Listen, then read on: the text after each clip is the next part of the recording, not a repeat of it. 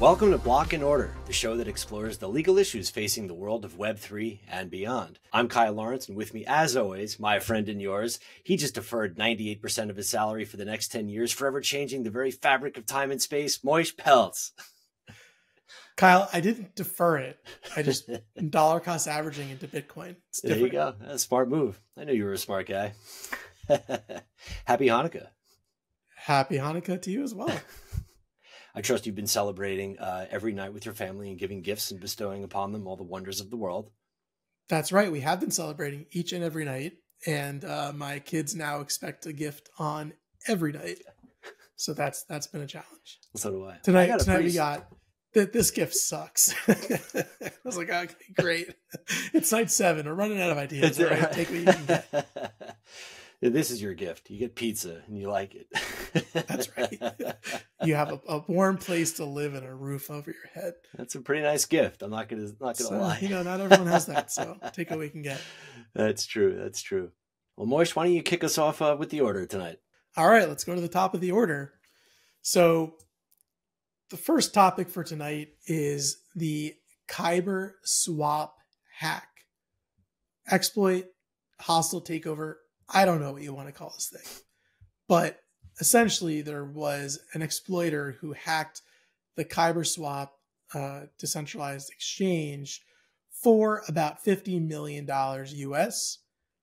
And after taking the money, the hacker offered an ultimatum, an on-chain ultimatum sent via on-chain message. You can see it on Etherscan, basically offering to take over complete executive control of the organization. So the offer included a buyout of the executive team at a fair valuation. It included an offer to double employee salaries and to basically do a full takeover of the platform to increase the value for all token holders and LPs, etc. So that was a couple weeks ago. He threatened that the KyberSwap had only until December 12th to comply, but since then seems to be a bit of radio silence. I actually checked the Etherscan records before this recording, and it seems like there's been no significant communication on chain since then. So, Kyle, I guess my first question is, what is this thing? Is this a hostile takeover? Is this a criminal act? Is this an unhinged ransom note? Is it all of the above? Like what do we make of this? Yes. yes to all those things. I mean, you can call it what you want. This is Peter Pan. This is, some sort of crazy, stealing from the rich, giving to the poor, stealing from the rich and giving it to yourself.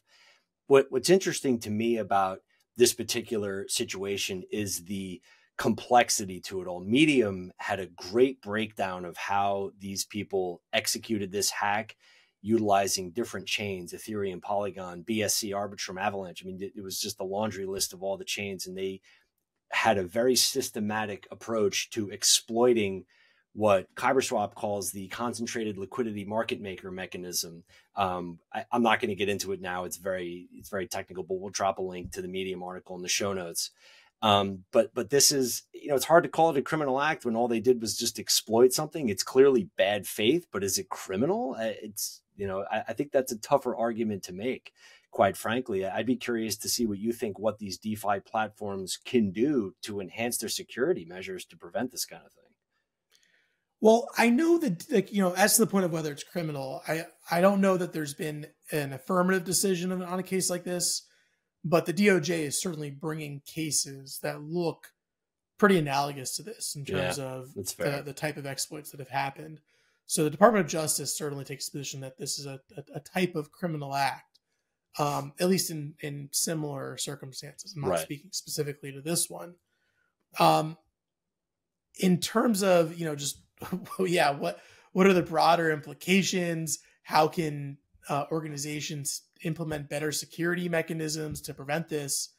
I think that's really it. It's just the security of these decentralized platforms can be in question, or there's certain types of exploits that they're especially susceptible to.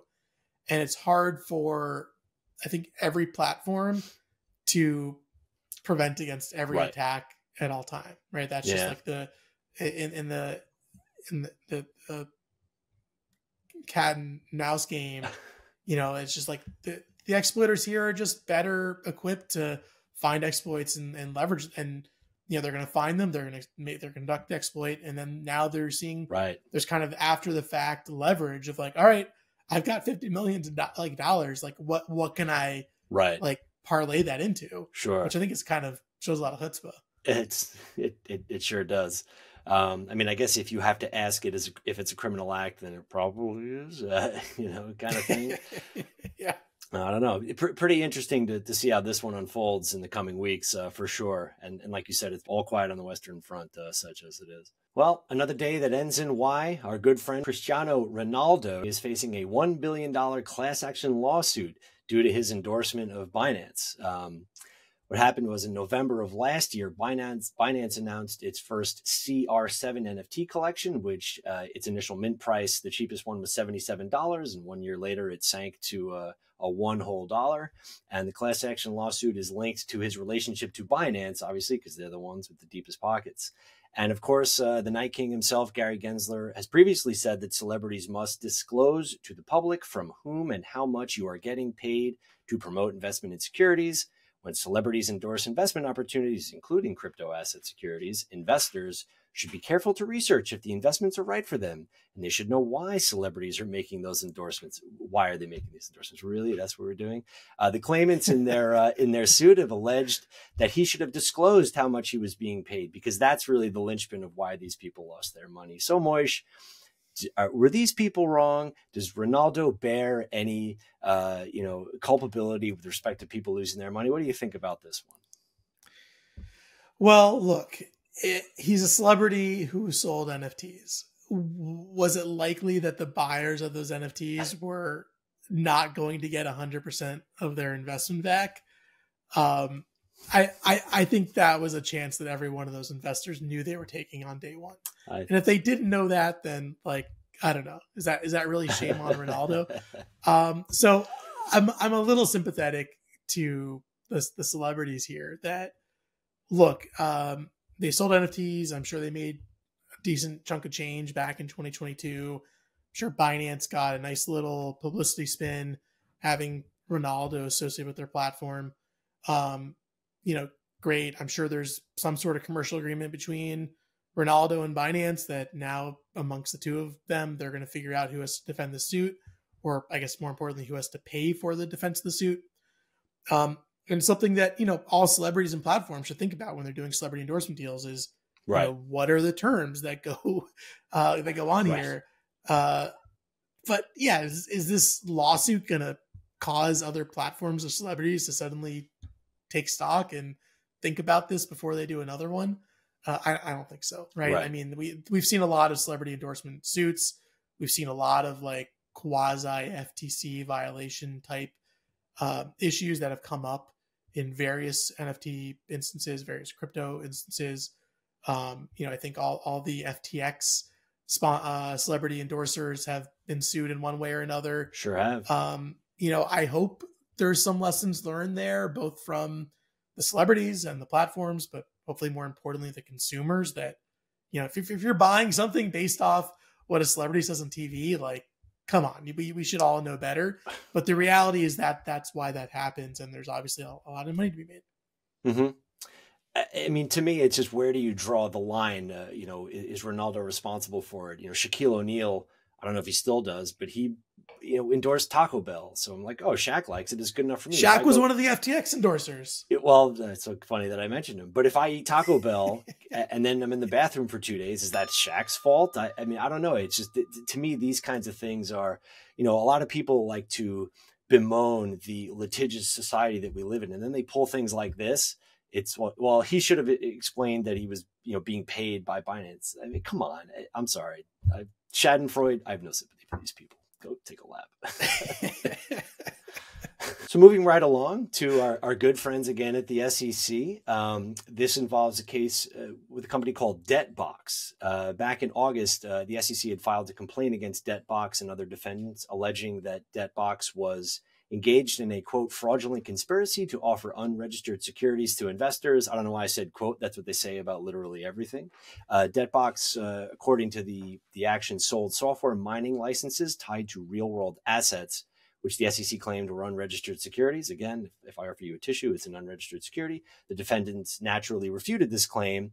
And in August, the SEC won a temporary asset freeze and restraining order against them, saying the scam was responsible for raising about $50 million. But then in a delightful M. Night Shyamalan-esque twist of turn of events, on November 30th, a federal court in Utah, Judge Robert Shelby, all praise his name, issued an order saying the SEC attorneys can be sanctioned for making misleading arguments against Debtbox's alleged efforts to transfer its assets and investor funds overseas. Moish, what do you think about that? Is it nice to see the SEC get a little, taste of their own medicine? What do you think? Yeah, for sure. I think it's the facts here are just stunning that the SEC would go running to court claiming whatever they claimed, seeking a temporary restraining order, which is basically an emergency order from the court to shut these guys down, pending like outcome of the suit. And the court's like, well, based on what you're telling me, yeah, let's pause and let's figure out what's going on here, because that sounds pretty crazy. Yeah. Only for it to turn out that it seems like everything they were saying in court was like just completely wrong. Mm-hmm. So there's the Debtbox defendants have some really great attorneys that are working with them to defend this case. And, reading some of the pleadings, they pointed out just some of the inferences the SEC was drawing based off the conduct were just completely wrong. And yeah, there have to be consequences when a regulator doesn't take the time to understand what was going on and just rushes to the courthouse. Sure. And maybe there's good intentions, like it's just maybe it was possible they had some good intention, they just misunderstood, but it just says why don't you go and talk to them? Why don't you set forth regulations? Why don't you create an environment where people want to do things, can have an exchange with the regulator, and there would be some level of understanding, as opposed to whatever happened here. Sure. So, this is a pretty extreme case. I'm really curious to see how the judge handles this, and there's really, any real consequences for the SEC besides like a slap on the wrist. Right. And basically a public shaming. I mean, look, we're lawyers. If I go into court and mislead the court with what I'm trying to accomplish, I get in trouble for it. Why shouldn't the SEC be held to the same standard? I like this. I just like that people are noticing that some of what they're doing is going a bit above and beyond. And I do like the Ripple's chief technology officer, David Schwartz, had a great quote. The SEC's behavior is shocking. The SEC went to a judge seeking an emergency order to paralyze several businesses and blatantly misrepresented the facts to get it before anyone on the other side could defend themselves. Right on, David. I'm with you there. Yeah, but the important thing here is not just that people recognize that the SEC is doing this. It's that district court judges are starting to recognize that they're doing this. Yeah. And I think you're seeing now a series of different cases where the SEC is making claims that are just a little bit too far outside the realm of what should be happening within the realm of a district court. Mm-hmm. So, we'll leave it there. But yeah. Well, on to the next topic. Coinbase has announced today an update to its decentralized wallet that it allows users to send stable coins to each other at no cost. So this could happen directly through popular messaging platforms such as WhatsApp or iMessage. And this move is aimed to enhance the utility of cryptocurrencies as a medium of payment, and having Coinbase ultimately back those transfers from people. So I think that's really cool. Like, Kyle, if I can send you $10 in USDC through iMessage, and you don't care if it goes through Coinbase or PayPal or anything. But I think the emergence of these different platforms, some, Web3 native like Coinbase, and some kind of, more kind of like, I think still pretty modern fintech systems, but not, just crypto native, giving users a pretty wide range of choices. Mm-hmm. So, I think, my question, Kyle, is we have these technologies that are now being more broadly implemented. And I think we're seeing now here at the end of 2023 going into 2024, a bit of an uptick in interest in crypto again. How do you think these apps like Coinbase and, Venmo, which implement crypto, and do you think these crypto payment apps are ready to take off in this next cycle? I absolutely think they are. And to be perfectly honest with you, when we were reading about this, I was surprised that this hadn't been implemented already, or at least not widely utilized. One of the things we've always talked about as being sort of a barrier to entry is the complexity of some of these different things.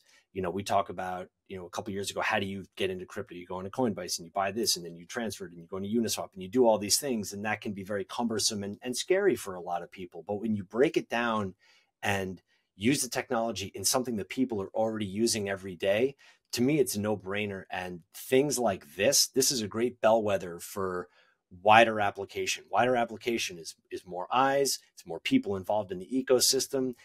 To me, this is just a no-brainer, and this is a great sign of things to come as we head into crypto spring.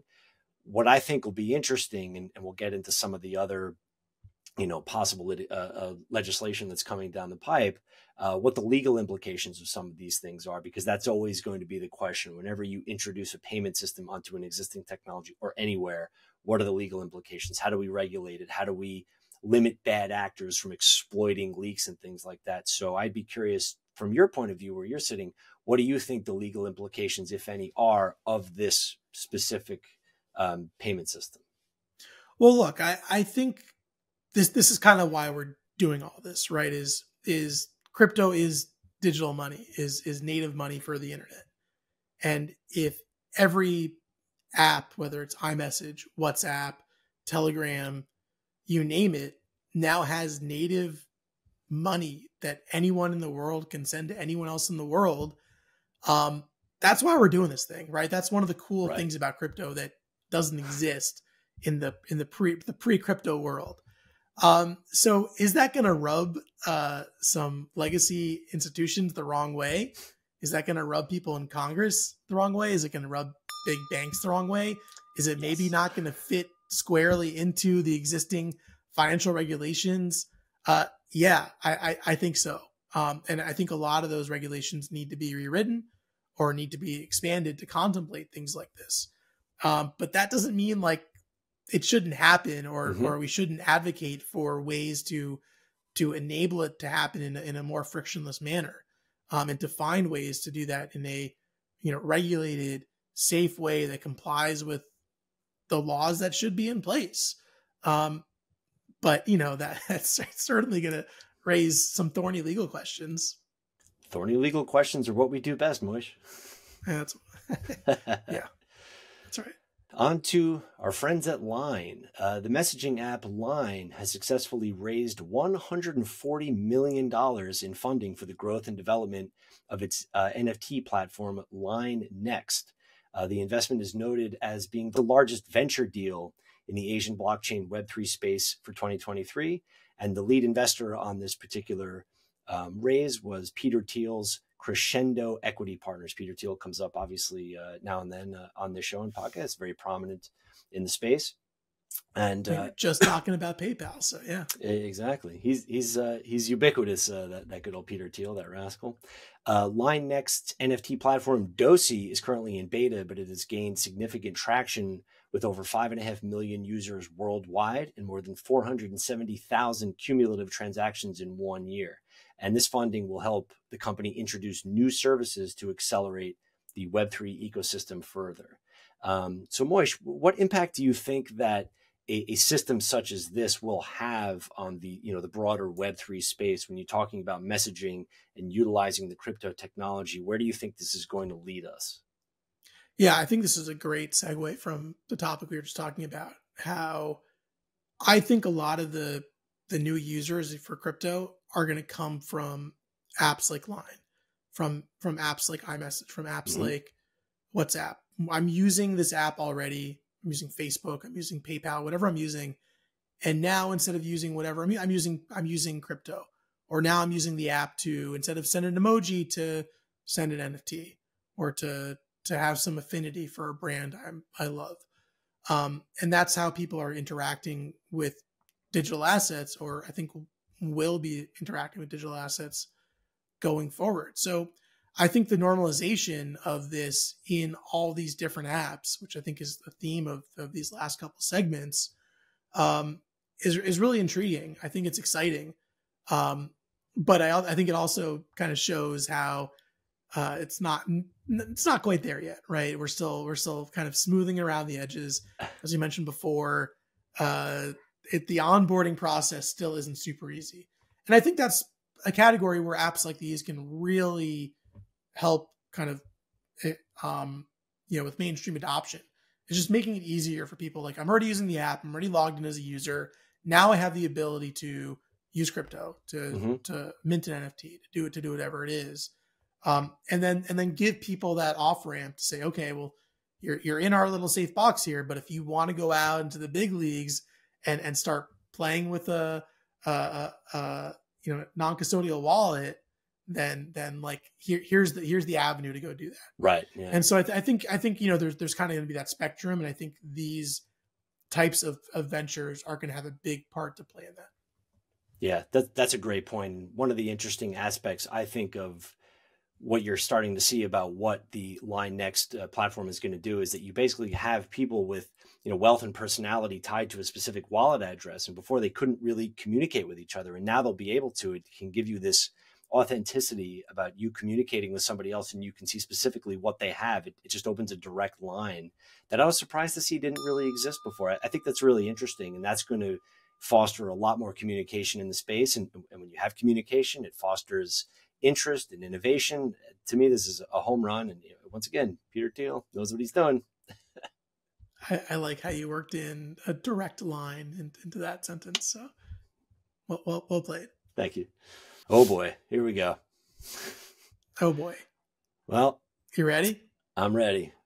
So on Monday, our good friend, Senator Elizabeth Warren, announced that some of her colleagues and friends on the Senate Banking Committee and some other, of her fellow senators are co-sponsoring her previously introduced Digital Asset Anti-Money Laundering Act, or DAMA, depending on who you ask. According to Warren, the legislation specifically targets illicit uses of crypto assets for money laundering and financing terrorism, because that's the only words these people know. In the announcement, Warren reiterated a claim she made in a December 6th hearing of the Senate Banking Committee and subsequent interviews that roughly half of North Korea's missile program was funded by digital assets. This has been a current theme that's come up on a few things we've talked about on the show. The act extends the Bank Secrecy Act to digital asset ecosystem, incorporating much stricter KYC, know your customer, reporting requirements. And the bill has garnered bipartisan support, which I consider shocking, with the new co-sponsors. And the bill aims to equip regulators with more tools to prevent criminal activities such as money laundering and funding terrorist activities.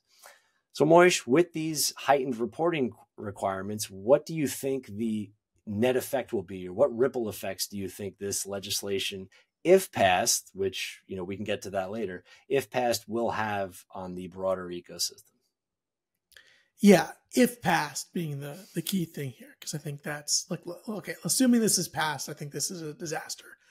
And I think the notion that we're just by default extending, the KYC AML regime, the Bank Secrecy Act regime from the legacy financial institutions and just taking that wholesale and importing it now into the digital asset ecosystem. It's just, it's taking a system that is not proven at scale to really do an amazing job of what its, stated goals are. And it certainly is not tailored to the digital asset ecosystem.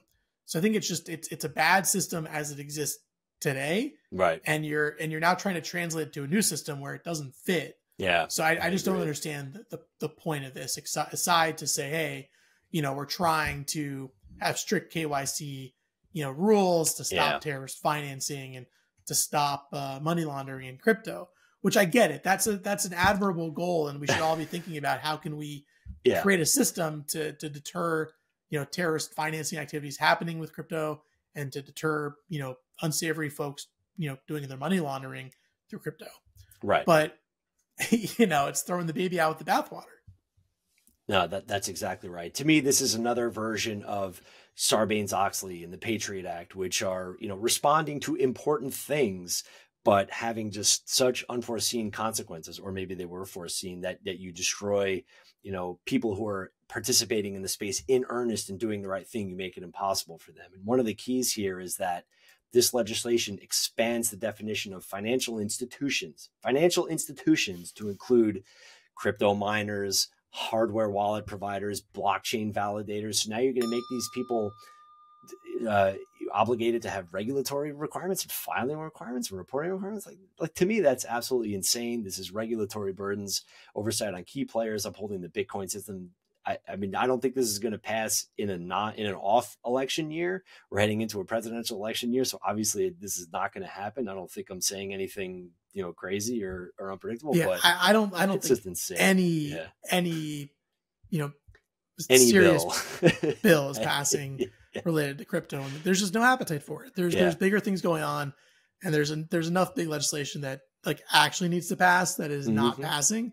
That I just feel like these kinds of acts are just so far down the list of what is a priority right now that it seems really unlikely to me that anything like this is going to get passed before the next general election. I agree. Soundbite politics. We're fighting terrorism.